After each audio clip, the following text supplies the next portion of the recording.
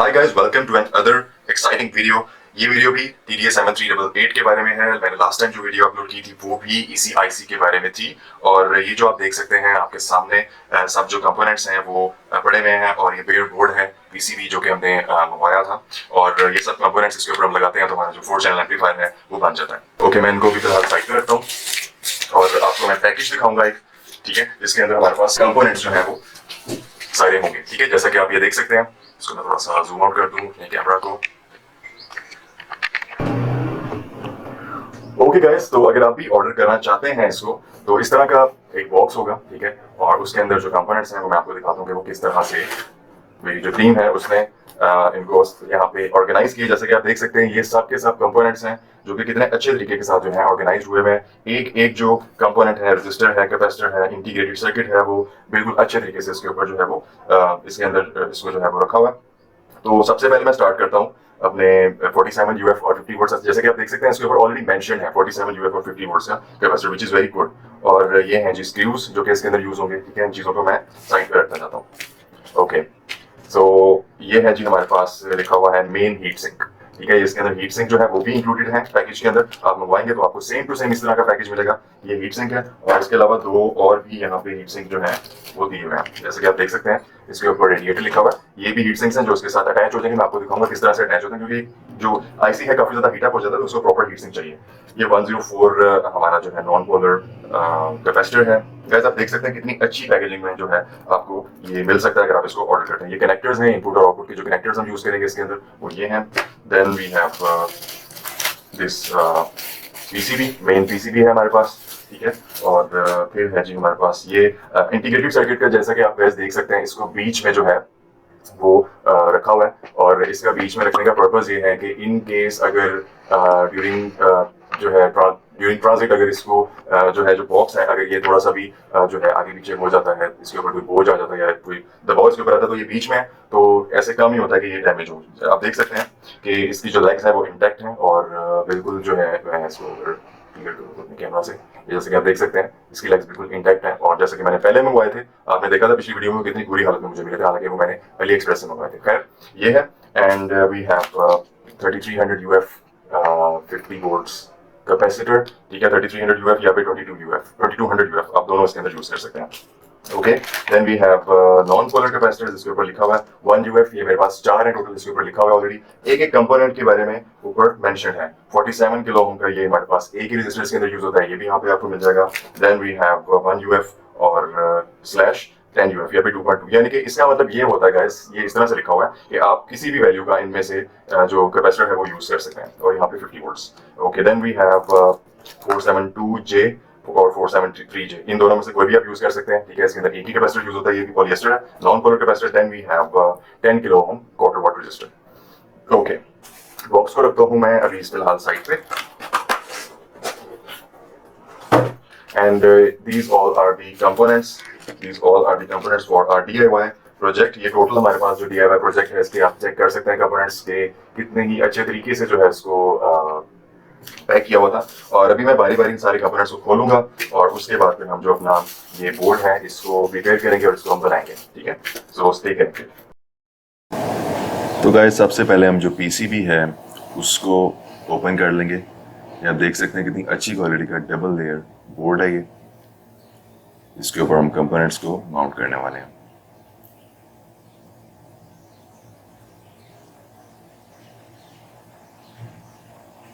Okay, as usual start करेंगे हम resistors के साथ।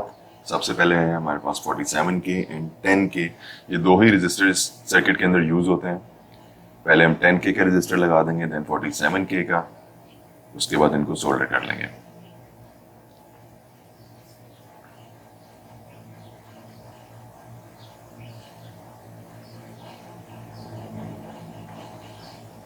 आप गाइस देख सकते हैं कितना इजीली जो है इस बोर्ड के ऊपर काम करना होता है जो हमारे पास डबल लेयर बोर्ड होता है। सोल्डरिंग भी बहुत ही ज़्यादा इजी है क्योंकि जो सोल्डर होता है उसको ऑटोमेटिकली जो बोर्ड होता है उसको कैच कर लेता है। बोर्ड का मटेरियल बहुत अच्छा है। अब ये J1 और J2 जंपर्स हैं, ये लगाने वाले हैं हम। जंपर वायर्स का आपको पता है कि काफ़ी ज़्यादा ज़रूरी होती हैं किसी भी सर्किट के अंदर, क्योंकि ये कनेक्शन को पूरा करती हैं।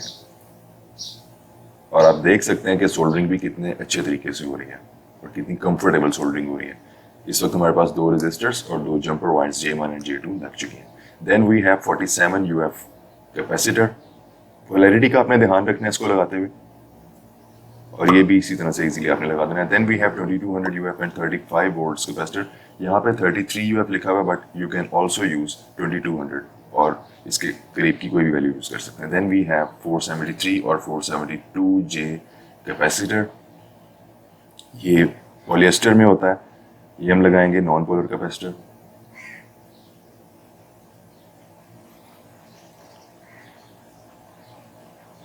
एंड नाउ वी हैव 104, ये भी पॉलिएस्टर में होता है। आप माइका भी लगा सकते हैं, बट मेरे पास इधर पॉलिएस्टर में है। फॉर बेटर रिजल्ट्स आप अगर पॉलिएस्टर यूज करेंगे तो आपको ज्यादा अच्छा रिजल्ट मिलेगा। दिस इज 104, इसको भी हमने सोल्ड कर लिया। कैपेसिटर और रेजिस्टर्स हमारे पास लग चुके हैं। अभी हमारे पास 2 कैपेसिटर्स रह गए हैं पोलर कैपेसिटर। 1 UF भी लगा सकते हैं आप इसकी जगह पे, आप 10 UF भी लगा सकते हैं। Then we have non polar 1 UF capacitors, जो कि इनपुट के कैपेसिटर्स हैं। अब हम ये लगाएंगे। डिफरेंट साइजेस में अवेलेबल होते हैं ये, इसलिए यहाँ पे ऑलरेडी होल्स जो हैं वो किए में। अगर आप छोटे साइज का लगाना चाहें छोटे साइज का लगा लें, बड़े साइज के जैसे मैं लगा रहा हूँ यहाँ पे आप बड़े साइज का भी लगा सकते हैं। इनको भी हम सोल्ड कर देंगे। आप देख सकते हैं कितनी क्विकली और कितनी कंफर्टेबली जो है इधर सोल्डरिंग हो रही है, just due to the great quality of PCB। Okay, now we have these input and output connectors and ICs left. ये हम चीज़ें लगाएंगे तो हमारा जो सर्किट है वो कंप्लीट हो जाएगा। जैसे कि आप देख सकते हैं हमारा सर्किट जो है वो कंप्लीट हो चुका है और देखने में भी काफ़ी अच्छा लग रहा है। ये पीछे आप देख रहे हैं कि कुछ डर्ट आई हुई है और कुछ पार्टिकल्स जो हैं वो उसके साथ स्टिक हुए हैं। यहाँ पे है मेरे पास थिनर, या जिसको नेल पॉलिश रिमूवर भी कहते हैं, आपको घर से भी ये मिल जाएगा।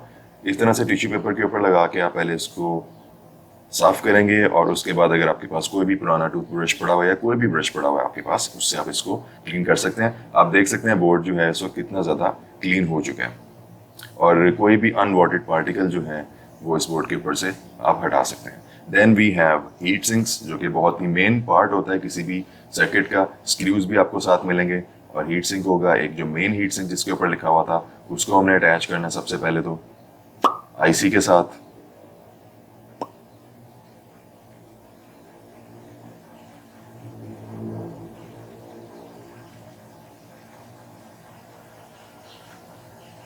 इस तरह से हम इसको अटैच कर देंगे बहुत ही इजीली। स्क्रू जरा आपने अच्छे तरीके से टाइट कर लेने हैं। ओके, ये लग गया। और बाकी जो हमारे पास हीट सिंक्स हैं जिनके ऊपर रेडिएटर्स लिखा हुआ है, ये हमारे पास यूज होते हैं अगर हीट ज़्यादा, क्योंकि IC जो है वो काफ़ी ज़्यादा हीट डिसिपेट करता है, तो उसको एब्जॉर्ब करने के लिए, मैक्सिमम हीट एब्जॉर्प्शन के लिए हम ये जो 2 फर्दर हीट सिंक्स हैं ये लगाते हैं, ताकि जो IC की परफॉर्मेंस है उसके ऊपर कोई फ़र्क ना पड़े। क्योंकि प्रॉपर हीट सिंक होगी तो IC अच्छा परफॉर्म करेगा और अच्छे वॉट्स देगा। So guys, this is all. ये सर्किट हमारा कंप्लीट हो चुका है, हमारा प्रोजेक्ट बन चुका है। आप मिलते हैं नेक्स्ट वीडियो में।